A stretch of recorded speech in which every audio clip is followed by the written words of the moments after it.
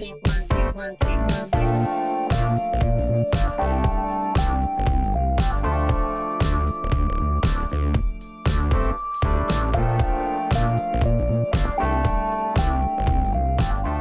from Tokyo, my dear friends. This is Daisuke, and I very much hope that this video finds you well and in very good spirits wherever you are in the world. And today, if you don't mind, I would very much like to continue on with our discussions of the works from that brilliant and exceptional filmmaker and artist that is the one, the only Mr. Brian De Palma. And that brings us to a title which is described as being from the year 1976. And it is one of my absolute favorites in the Brian De Palma film canon filmography, with a great cast including Cliff Robertson and John Lithgow and Geneviève Bujold and others. And I'm speaking, of course, of one of the great works, which is Obsession. So now we are at the point of talking about Obsession, one of my favorites by De Palma. And so I'm very much looking forward to this discussion. I'm also very nervous because I know that my comments will not do this film justice, but I will do my utmost and try to give this film the respect that I feel it deserves. And I'll try to articulate the reasons why, over the course of this video discussion, why I really take this film the way that I do. Now, before we get into a plot-specific discussion, we will have a plot-specific discussion in the latter half of this video. Right now, I don't want to talk about any spoilers yet, so I want to keep it spoiler-free as possible right now for this first part, especially for the benefit of those who have not yet seen this great work, Obsession.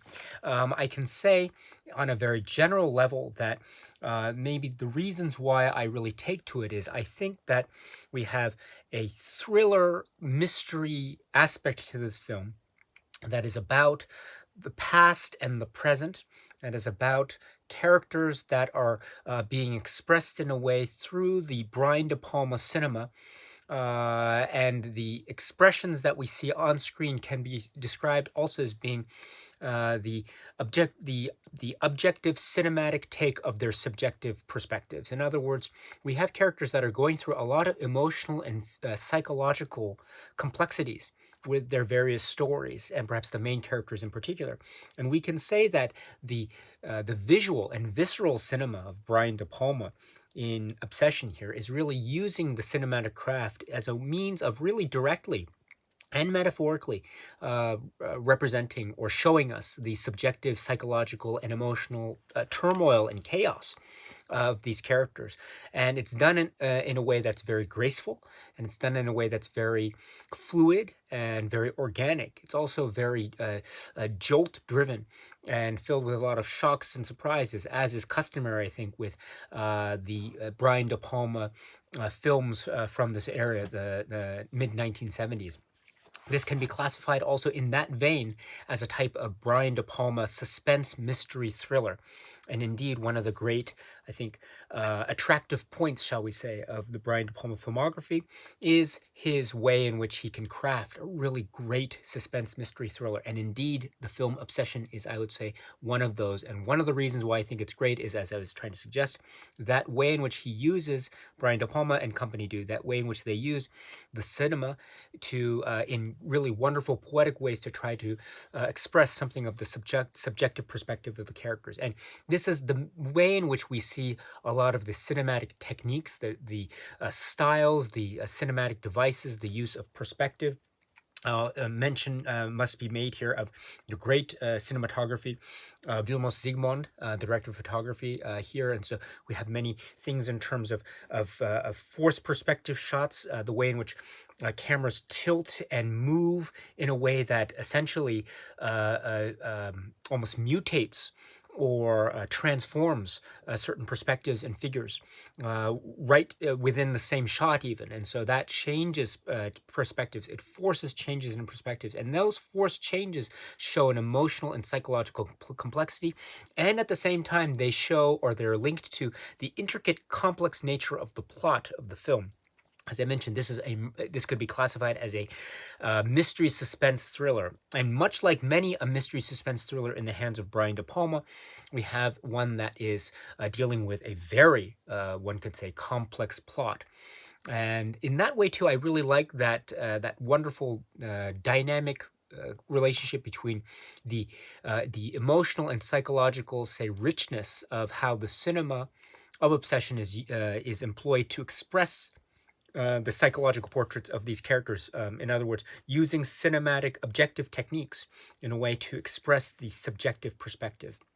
I like that. And I like also how, in an interesting way, the complex nature of the plot seems to be mirroring the complex nature of the psychological portraits of these characters. And so, in these ways and others, this film, Obsession, is, in my humble opinion, one of the very best from Brian De Palma. It's certainly one of the very best, in my view, from the 1970s Brian De Palma cinema canon, and indeed one of the very best, I would say, in Brian De Palma's filmography writ large. I should say, too, that one of the things that makes it so great is the music, the score. The score is, once again, from the legend that is Bernard Herrmann. And when you have heard the score, believe me, you can never unhear it. In other words, it announces itself with such a almost an eerie, triumphant aggressiveness that never lets go, while at the same time maintaining. I mean, it has that Bernard Herrmann like bombast to it, which is wonderfully placed, while at the same time giving us a sense of the magical and the ethereal and the delicate and the mysterious, while also giving us a swirl of emotion. One might even say a vertigo of emotion, in a manner of speaking. So this is, I think, my way of saying that one of the great strengths of this. We have the visual palette, which is supported so well by the musical palette of Bernard Herrmann's score. This is one of the best. And I would say that Bernard Herrmann's scores throughout his illustrious career have been so filled with many master works. But I would say that for me, when I think of Bernard Herrmann's scores overall, one of the scores that comes up for me is the score that he did for Obsession. This is one of my favorite Bernard Herrmann scores, and it is part of this work, Obsession, which is, again, one of my favorites.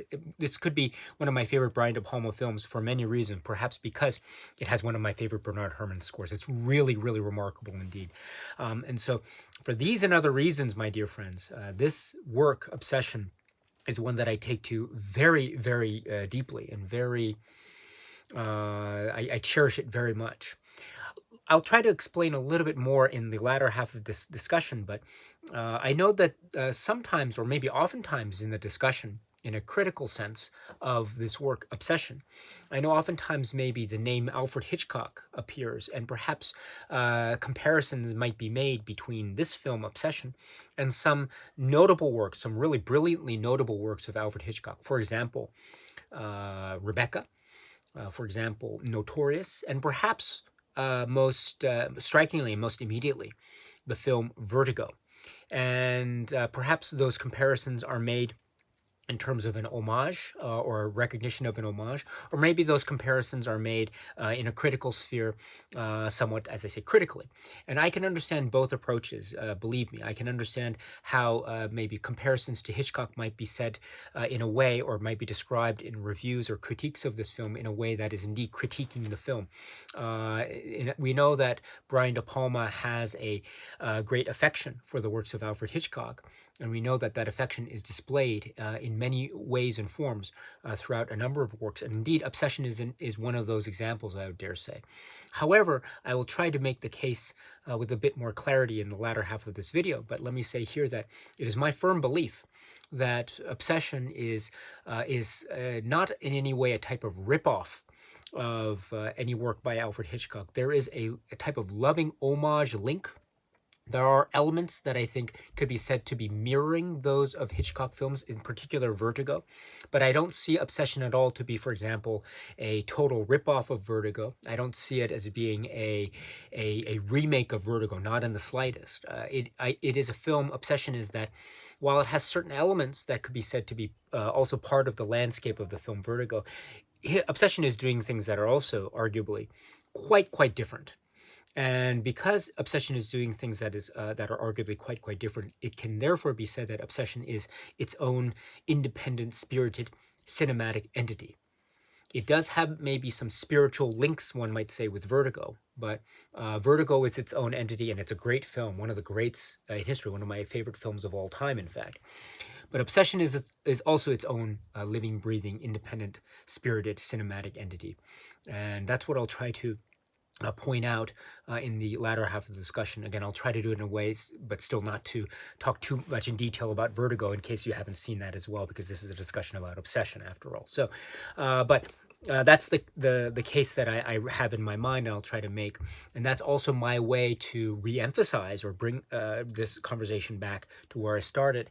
My way to re-emphasize just how much I respect this film, Obsession. I remember when I first saw it many years ago, I was so captivated. There were things that I didn't quite get in terms of the plot, because as I say, it's a very complicated plot.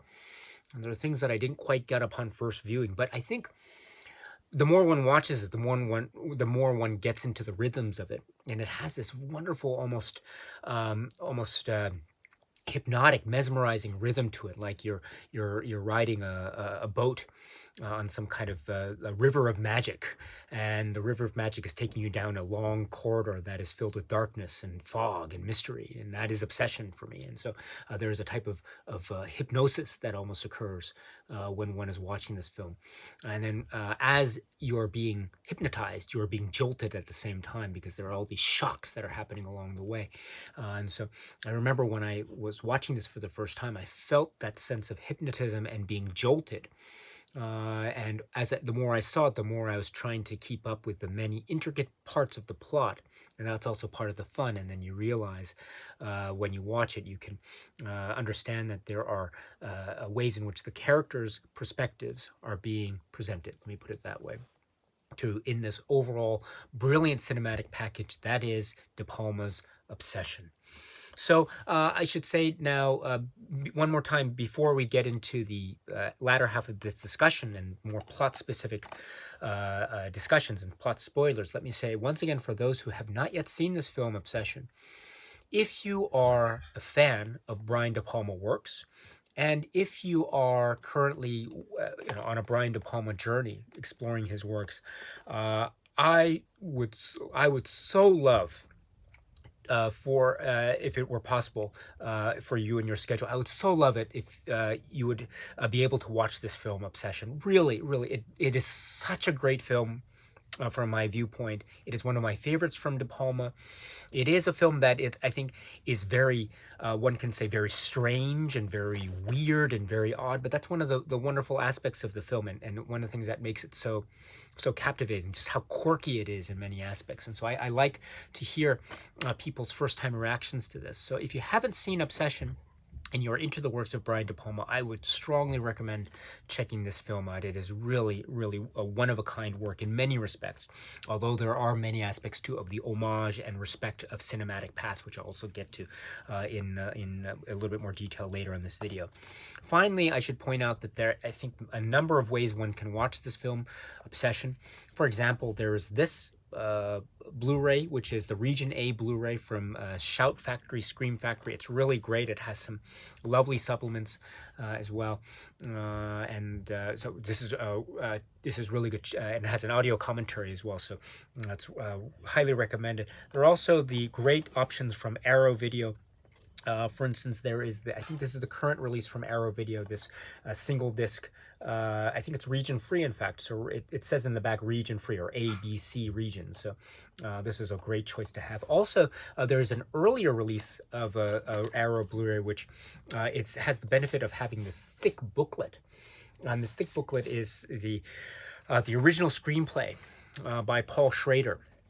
So if you want to know, again, there's some interesting stories and background about the original screenplay of Paul Schrader's, and then the ultimate film that is Obsession. So if you're interested in more of that backstory, I would strongly suggest trying to track this down if you're able to. Again, I'm not sure as far as its availability goes, and out of print status, and finding it online, maybe through secondhand sources, etc.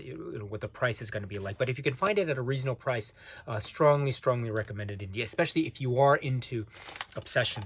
If you are like me, I am obsessed with Obsession, and so reading this script or this booklet was such an eye opener for me in many ways. So those are some options again. But I think the current, I think as of this video, the current single disc Arrow release and also this single disc Scream Factory release are in print, as far as I understand it, as of now in this video.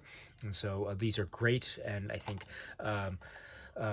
reasonably priced ways of watching this wonderful film, as well as other possible alternatives that you might know of in order for you to watch and experience this great work from Brian De Palma, which is Obsession.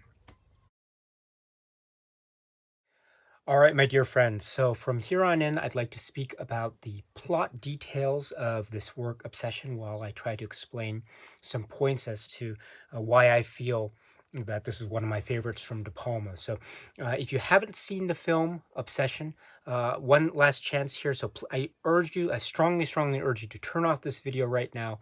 The last thing I want to do is spoil this great film for you. So please turn off this video if you haven't seen the film.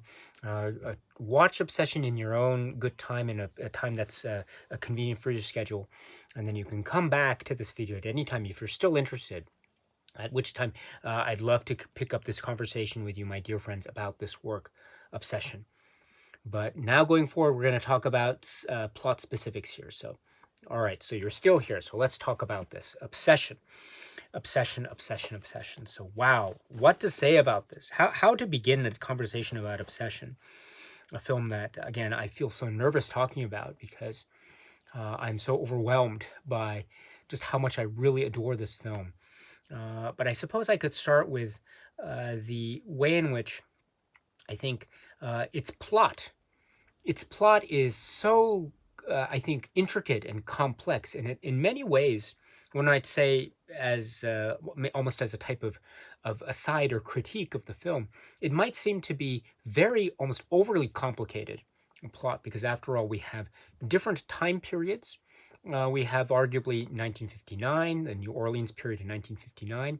And then, of course, we have the period that is, quote unquote, in the present day, 1975, which is indicated to us with that great title card over that wonderful classic shot of the Pontchartrain Memorial Park, which we know from 1975 is remaining, quote unquote, undeveloped, or it is a park with trees, and as the characters, Robert LaSalle, Bob LaSalle, Uncle Bob, the John Lithgow character, and Michael Cortland, Cliff Robertson character, say during the earlier sequence, I like trees, and so the idea is that these two are partners, Cortland and LaSalle, or Robert and Michael. They're partners in this real estate or land development partnership or venture or company. And one of the plots of real estate that they seem to have a joint ownership or equity shares in is this real estate with regard to Pontchartrain. And so I think the idea is that, or the plot is that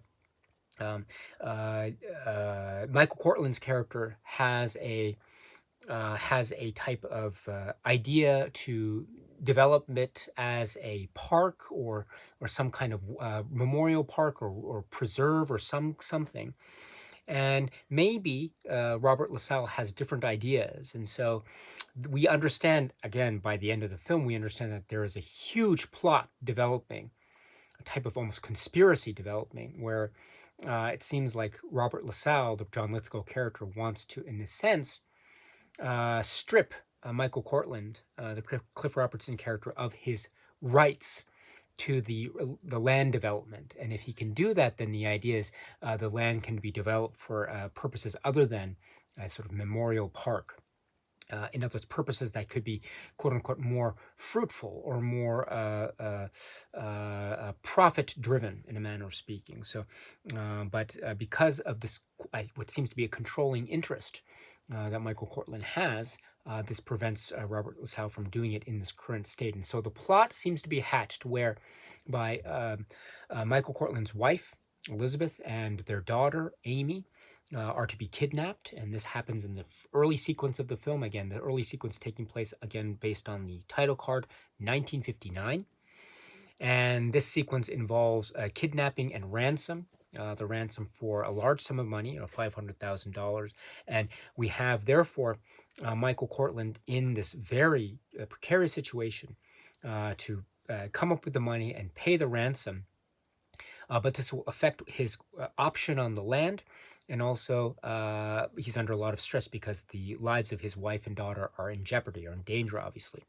And so the plan is hatched to provide the money, the actual cash, to the kidnappers by virtue of this very elaborate scheme of boarding a specified boat or ferry and throwing the suitcase of money at just the opportune time on the dock as the ferry is passing by. It is very much like a film that is from the filmmaker Akira Kurosawa, which is called High and Low, in terms of a ransom money and throwing it out of a moving ship or vehicle for purposes of trying to save those who are being kidnapped. So very interesting. We don't only have homages to Hitchcock in this. We also have arguably an homage to Kurosawa, but in any event, or at least a parallel or a possible connection, spiritual connection anyway. But so we have this plot, right? But then ultimately at the last minute, or perhaps due to the say the intervention or the suggestion or the advice from the police in the form of this Detective Inspector Bree, we have not the money being exchanged, but paper. This is the plot in order to try to catch the robbers, catch the kidnappers. So the money is not exchanged, the money is not prepared, but instead paper is being prepared. And this is picked up by the kidnappers, and it's shown to the captive wife and daughter. And indeed, this becomes a very important plot point, and almost driving the point home, especially to the young daughter, Amy, that her father has abandoned them and has rejected them and is not going to save them. But of course, this leads to a climactic scene involving an accident and death. And from the appearances of Michael Cortland, Cliff Robertson character, and indeed from the appearance from our vantage point, the viewer's vantage point, especially if you're watching this for the first time, we understand that the circumstances appear to be that wife and daughter have perished, have been killed, and thus the heavy burden of guilt is now around the neck. It's on the shoulders of Michael Cortland because he understands, or he believes, that he let them down, or it was his choice that caused their deaths, or it was his mistake of something that caused the deaths of the people that he loved. Now we have so many things going on here, because that's not the end of the tale, right? Because now we get a plot that is already, I would say, complex to begin with, and we drive it up exponentially in terms of complexity factors, do we not? Because then we go forward in time in this beautiful, almost imperceptible movement of the camera in Vilmos Zsigmond, and there's a type of trick photography that's happening there, but it seems almost imperceptible in terms of the development and the land that ends up becoming Pontchartrain Memorial Park in 1975, and it seems like one continuous sweep, which is added with such great effect by the Bernard Herrmann score, which I think is almost a direct quote from his score to the Hitchcock film Vertigo. But in any event, this glide between time zones means that we are in another part of the film, which is, again, adding to the tension and complexity. The trip to Florence and the business trip, which leads to, through a certain set of circumstances, the meeting between this character, Sandra, who has this very distinct appearance and similarity to Michael Cortland's wife, Elizabeth. Elizabeth was portrayed by Geneviève Bujold, and now Sandra, whom he meets in the church, is now also portrayed by Geneviève Bujold. And so we have this complex thing of doubles, of people who seem to be maybe doppelgangers or doubles, or at the very least, Sandra is eerily similar in appearance, in physical appearance, to the long lost wife, a now deceased wife of Michael Cortland. And so therein lies perhaps the obsession of the title, namely the obsession that Michael Cortland seems to be having towards this young woman that he has just met. Of course, there is a physical appearance, but there are some differences as well.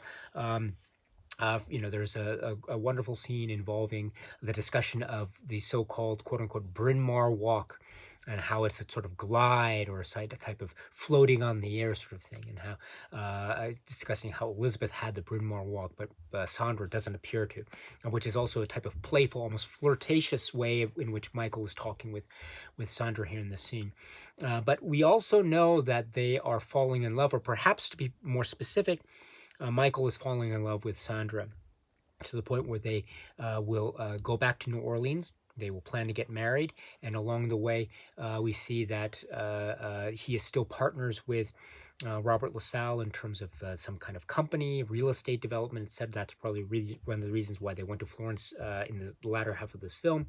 But then things begin to unravel, and we realize that this is yet part of the plot, which seems to be, as I say, explained at the very end or at the denouement of the film, as John Lithgow's character is taking Sandra Amy to the airport, or they're at the airport, and explaining the plot to our convenience, to the viewer's convenience, because we need this kind of clarification. Namely, the plan was to either deprive Michael Cortland of his share, or to have him declared insane, in which case John Lithgow's character would have control over the decisions and the rights to develop the land, or the land interests, etc. And so this was the whole plot, which would which would bring him potentially millions of dollars.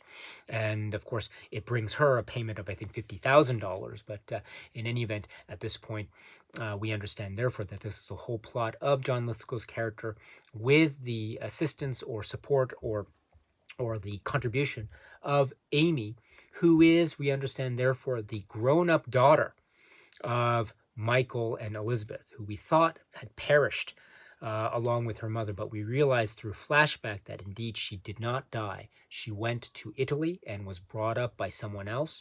And then we understand too, with the great TWA letterhead writing of the letter at near the end of the film, that she has had this feeling, harboring, wanting to revenge. She says revenge, have these feelings of revenge for what she thought was the ultimate betrayal of her father against her and her mother. But then she realizes that and indeed she writes the sentence out before she crumbles up the paper, does she not? She is in love. She loves him. Now, whatever that word love means in that sentence, it's not quite clear.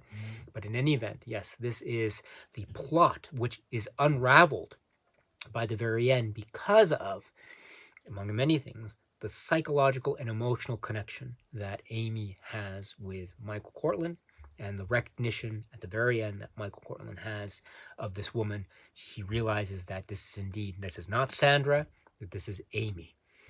And that is essentially the plot of the film Obsession, again, explained in my very crude way. So already we have so much. It's almost like a house of cards that's about to topple. It is that intricate and that sensitive. And really, it's in many ways very over the top.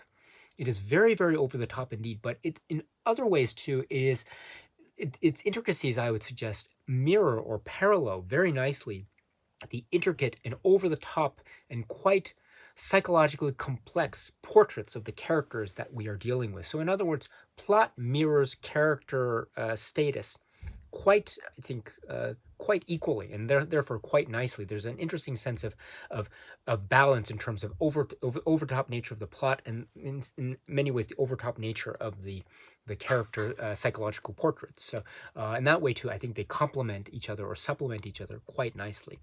And so, what about those character portraits that we were talking about? So I think we have three main characters, or perhaps the supporting character of John Lithgow, the Robert or Uncle Bob character, the partner character. But one can say probably that the main characters here are Michael Cortland and Sandra, and perhaps also by extension the mother, Elizabeth. But Michael and Sandra, this is, I think, the key relationship, because this is the relationship that has so much at stake in this.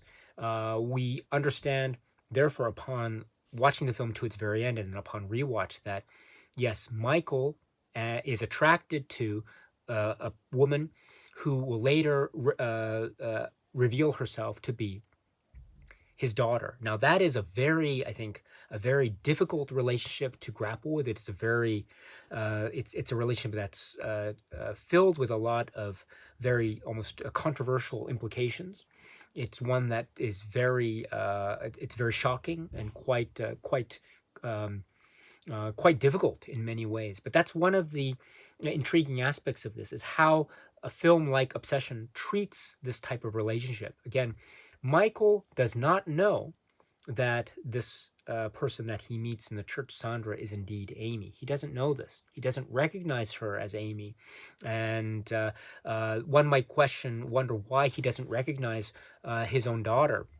Well, maybe an answer to that might be that there is so much psychological and emotional turmoil in his life. We see it from the very shot that we see opens the 1975 sequence, do we not? In terms of the look of almost a type of dead emptiness in his face as he's looking upon the memorial site of the Pontchartrain Memorial Park. That is almost a replica of the church in which they met in Florence. That is also the image that opens the film in terms of the photo montage of the opening titles, of course. But we understand that there was, we can infer that there was so much psychological and emotional stress and trauma that he experienced, that maybe that would be the hindrance for him to not be able to recognize that this woman is ultimately Amy, his daughter. And also, there is such a degree of guilt that we can sense from this. And we understand from his dialogue that he says at some point in the film, he killed her, and it was his mistake, but that now he has a second chance, and that second chance is also one where he fails, or he is made to fail by the almost the Machiavellian manipulations of the John Lithgow character, in order to, in a sense, drive him insane. But we understand, therefore, that there might be a number of psychologically not unreasonable reasons why he might not be able to recognize Sandra as Amy. So that's one thing. So all the way throughout most of the film, or most of the second part of the film, he doesn't recognize this to be his daughter. So it is still quite a disturbing aspect, especially when we get to some of the scenes involving the dream sequence and the marriage, and what that implies in terms of the sexual relationship between the two characters. The dream sequence, of course, is suggestive of the fact that they did not indeed consummate their relationship, physically consummate their relationship. And there is a bit of dialogue at the very end between John Lithgow's character and Geneviève Bujold's character in the airport, where there's a suggestion that you prevented him from getting into bed, which is suggestive of the fact that they did not sleep with each other. Sandra and Michael did not sleep with each other. But of course, the dream sequence and the way that you had the rippling effect of the screen might suggest the possibility that this is so overlaid and so artificial that, in fact, maybe the almost the over artificial nature of the dream sequence effect, the rippling effect of the screen there, might seem to indicate that there's a type of double play going on. It's so artificial that perhaps it's indeed indicating that maybe, yes, the interpretation, or the possible interpretation, is yes, they actually did shockingly consummate their marriage, their relationship. Now, if that's the case, that interpretation holds for many viewers, and it's certainly possible in terms of my interpretation of the film, although I think there's another alternative reading that one can take. But if one has the reading that, yes, indeed, Sandra and Michael did consummate their relationship, that has a lot of very disturbing ramifications about it, that's for sure. But it does have certain ramifications when we think about the various perspectives. Michael, again, we can argue, doesn't know. Sandra, however, knows. Now, if that's the case, one party has knowledge where another party does not. Now, that does not, of course, excuse the disturbing nature of this. That's for sure. However, what I want to suggest is The film, therefore, has a very almost sensitive way in which one can read the film, depending on whose vantage point, which character we are essentially watching the film through. In other words, whose perspective we are watching the film through. If we are watching the film through Michael's perspective, we can see this as a type of, even after the fact, we can see it still as a type of romance moment, perverse and disturbing as it ultimately is. We can see it as a romance moment. However, if we see this moment from Sandra's perspective or Amy's perspective, I think we can get a sense of maybe there is the possibility of some, again, some very intense and very sensitive psychological trauma that she herself has experienced. And we can therefore make the jump or the assumption that she's experienced this in primary part because of the trauma that occurred back in 1959 and the kidnapping and the fact that she believes that her father did not rescue them in time. And indeed, there's a moment between Michael and Sandra when they're having lunch early on in the 1975 sequence where she says she's explaining a little bit about her mother and about her father and how essentially he abandoned them or he betrayed them. And there's a sense maybe that there's a little bit of truth, venomous truth, that is coming out in this conversation, that in fact maybe Sandra, as Amy, is speaking about her real father, Michael, who's sitting right across from her on the table, in a matter of fact. Incidentally, too, in that lunch scene, she asks for a picture. Do you have a picture of your wife? Almost wanting to see some kind of evidence, some kind of loving evidence of the mother that she lost. And she doesn't see it because he doesn't have a picture of her. Although when they go back to the home in New Orleans, what does she do? She sees the portrait of Elizabeth on the wall, which is like a moment out of Hitchcock's Rebecca or something in terms of the haunted nature. Almost the ghost or specter of Elizabeth is haunting this entire film. And we think that maybe the ghost of Elizabeth might be haunting Sandra, but in fact, we can also interpret this as being a daughter wanting so much to recall or remember the lost memory of her now deceased mother. And so in that case, those scenes, again, have this weird sense of subjective viewpoint, that skew or that change, depending on whose viewpoint we have.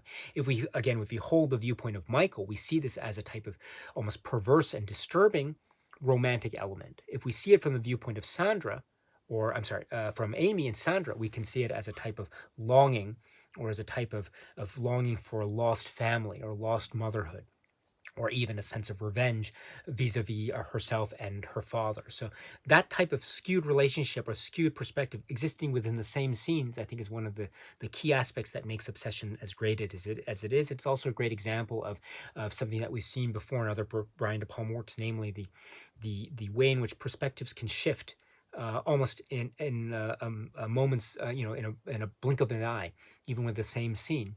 And we've seen it in films like Sisters, we've seen it in films like Phantom of the Paradise, and we see it here with Obsession.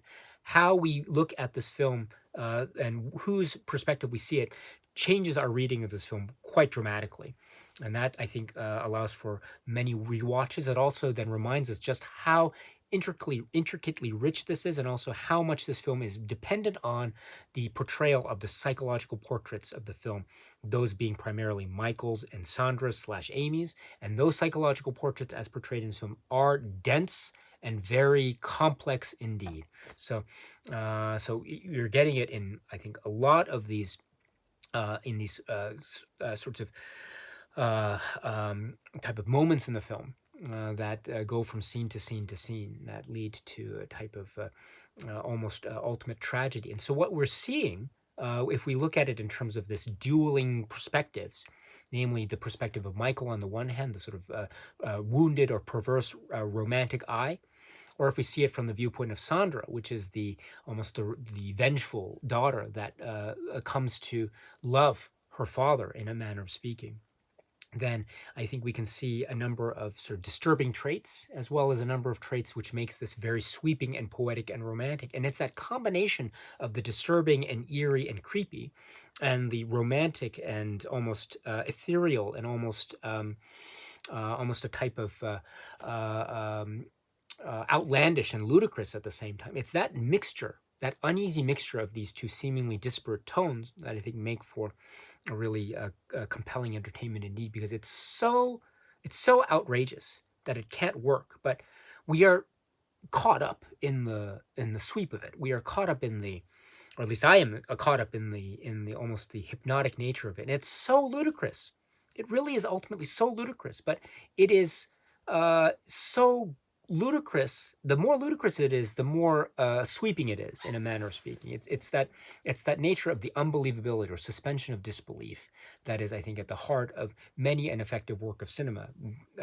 Brian De Palma's work not being no exception to that, I think. So, and it's driven home, I think, by the the way in which the cinema of obsession seems to be beyond reality. We are watching a film that is definitely outside the realm of the quote unquote real. We are reminded of this by the very almost unnatural, the beautifully unnatural sense of the music, the way in which it almost just invades our consciousness. The Bernard Herrmann music. It's very unnatural, but it's brilliantly so. And also the way in which the camera seems to force perspectives on us that are themselves very unnatural. Take, for example, the diopter, the split diopter, the huge close-up on the profile of Cliff Robertson in the office in New Orleans in the 1975 sequence before the two of them go to Florence, with John Lithgow's character in the back at the desk here talking about their upcoming trip. There's already a distance between them, and that's, I think, a suggestive nature. That's a visual cue as to their actual physical and indeed emotional distance. And we will see that they are really emotional distance because they are actually antagonists by the end of the film, or they have been antagonists. That's just been realized by Michael Cortland by the end of the film. And we see this divide elsewhere. For instance, in the 1959 sequence, there's when the paper boy, the little boy, comes with the message from the kidnappers. We see a split screen developed within the actual architecture of the rooms themselves, the hallway in the room, with John Lithgow's character questioning the boy on one side of the screen and Michael Cortland just doing his own thing on the other side of the screen. Again, there's a type of emotional distance that's expressed in these visual cues or these cinematic cues, such as the use of lenses or the use of actual physical space or walls of the set. So that type of thing also is an augmentation of the quote-unquote unnatural or the unreal. But that unreal isn't in any way less effective than the real. On the contrary, things that are unreal or surreal in the hands of Brian De Palma become these really brilliant moments of cinema. And the things, when we're talking about surrealism, we're talking about things that may be transformed before our very eyes in a way that is unnatural, because it can't happen. Our consciousness tell us that it can't happen in reality, but when we see it, we have no choice but to believe because it's realized so effectively.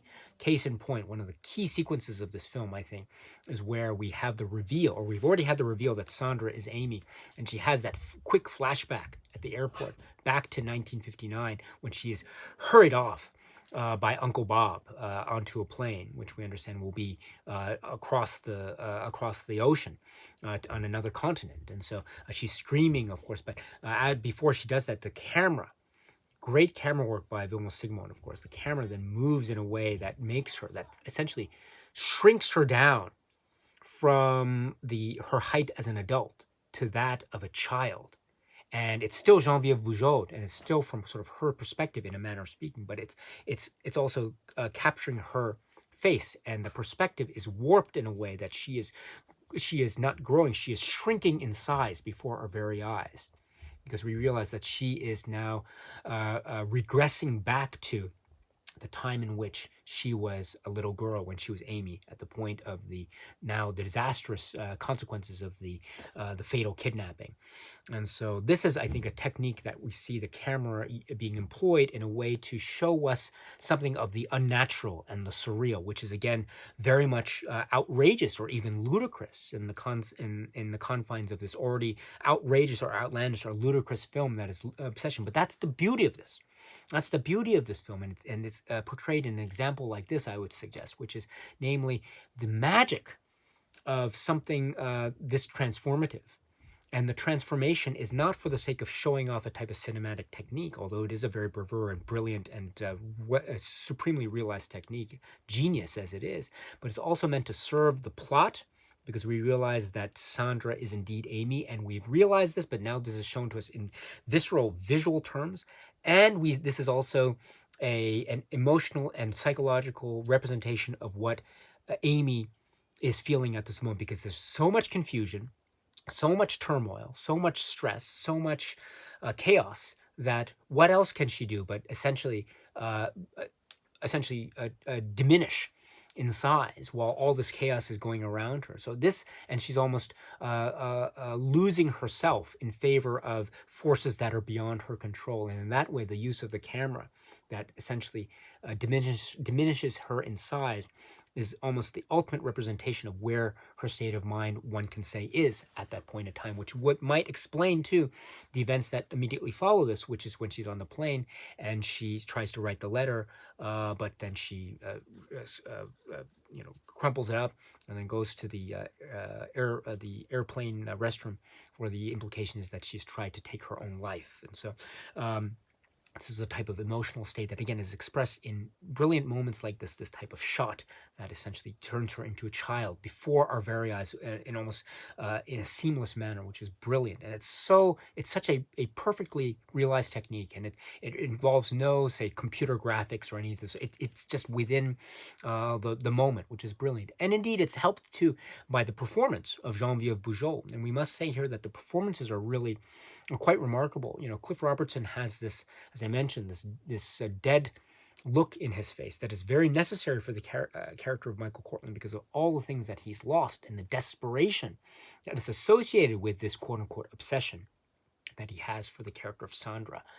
So this is a very important aspect, and it's I think transmitted quite brilliantly through his performance and his look, and the way that he seems to flash anger in an almost indirect sort of passive aggressive type of way, but then it explodes with a fury by the film's climax, only to then revert to the sense of confusion and sudden chaos and loss at the very moment at the end, with this famous swirling shot.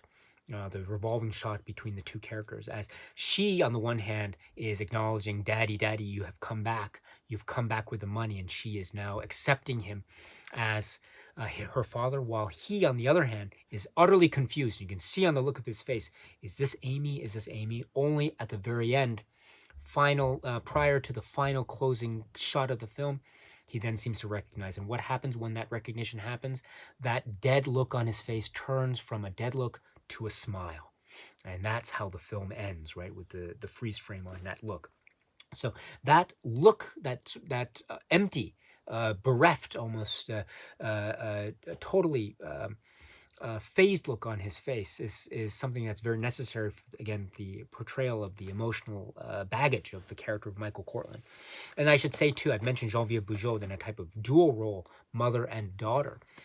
This is very important too. Her scenes as Elizabeth, the mother, are, again, with the Bryn Mawr walk. This is that performance and the physicality is so brilliantly realized that we understand that these are two distinct characters. They have, of course, a striking similarity, because indeed they're portrayed by the same actor, Geneviève Bujold, but the performances, the personages, are distinct.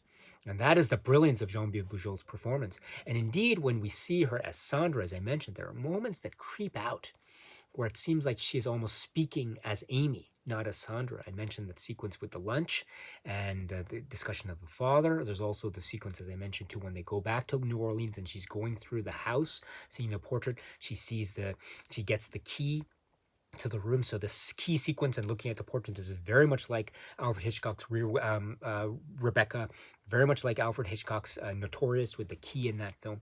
And then, of course, part of the plot that's engaged with in terms of the deja vu of the ransom, etc. But these also come forth not just in terms of a vindictive or revenge-like nature. There are also moments of tenderness, because we have to understand, too, that by the end of the film, Sandra / Amy has come to love her father. Now, again, what that term love means, I think, is quite disturbingly ambiguous. But at the very least, by her proclamation at the end of the film of "Daddy, Daddy, you came back with the money," we can assume that at the very least, this love is a love of a daughter for her father. And if that's the case, this is the reunion that we've been waiting for, that of father and daughter reunited after so many years of distance, both emotional and physical. now that they are back and they mutually recognize each other, which is a sort of a glorious thing. I should point out too, before I move forward here, that in with this moment, the famous shot that surrounds them, the sweeping shot that surrounds them. Again, it reminds us of the swirl, the spiral, vertigo, confusion, chaos. It also reminds us of the dance sequence as they were dancing at the very start of the film. We had Elizabeth and Michael dancing at their party, and then it turned into a dance between and among the three of them, and then actually between Amy and her father, Michael. Amy as a young girl, and they're dancing, and there's this circular motion, and that's very much reminiscent of the circular motion that concludes the film. So circular motions, right? They indicate both chaos and confusion. They also indicate familial love and bonds and beauty. And those both feelings bookend the film in this great way. So I love how the same or similar type of shot can mean or suggest different things all at once. And that's, again, the brilliance of this film, and indeed the brilliance of Brian De Palma, because we've seen those alternate takes existing, mutually existing simultaneously at the same time, with many type of symbols in films previous, such as Phantom of the Paradise and Sisters, etc. And it's definitely here in this film, Obsession.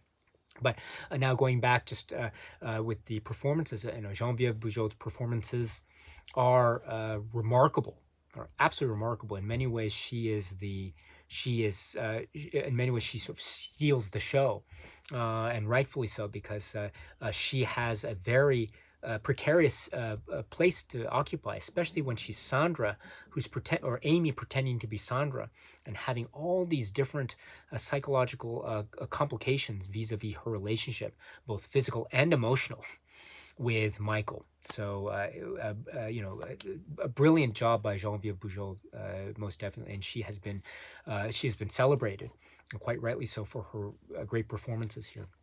And then, of course, we should mention John Lithgow, who has this great turn. We understand that he is the ultimate villain of the piece, and he has his own plot.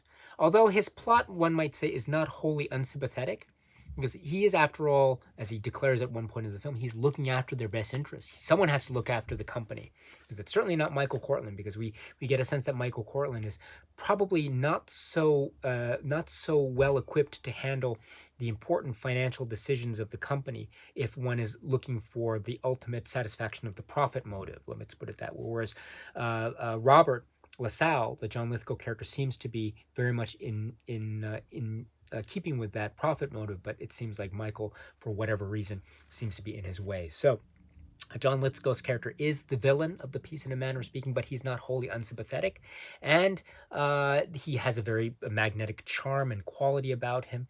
That he has a wonderful charm that I think helps to make that performance not two-dimensional in the slightest, but it's also multidimensional. Much like Michael's character is multidimensional, and much like Sandra's character is multidimensional. We have a gathering of multidimensional characters whose motivations, while perhaps can be described as heroic or villainous, are still that way, with a sense of nuance or ambiguity that I think makes a film like Obsession ripe for repeated viewing many a time indeed. And now let me say too that I mentioned the connections with this film and, say, Alfred Hitchcock's film, in particular the Alfred Hitchcock film Vertigo from the late 1950s. Now, I don't want to go into too much detail about the film Vertigo in this discussion, because perhaps you have not seen the film Vertigo. And so I'll try to be as ambiguous as possible with my allusions to Vertigo here. But I do understand that there is this concept, this idea of let's say, duality, of characters and personas and shifting perspectives. And perhaps in those ways, one can say that there are connections between Vertigo and Obsession. But I want to emphasize too, we should remember as well this idea of the relationship between the characters here in Obsession. I think the relationship dynamic, especially between Michael and Sandra, this is the key that I think makes Obsession, or one of the reasons why I think Obsession stands on its own, because it's that relationship dynamic that has a lot of nuance and almost a sense of real, an eerie, creepy factor, almost a sexually perverse nature to it. That is the potential for incest, essentially. And so this is something that I think makes this film Obsession its own entity.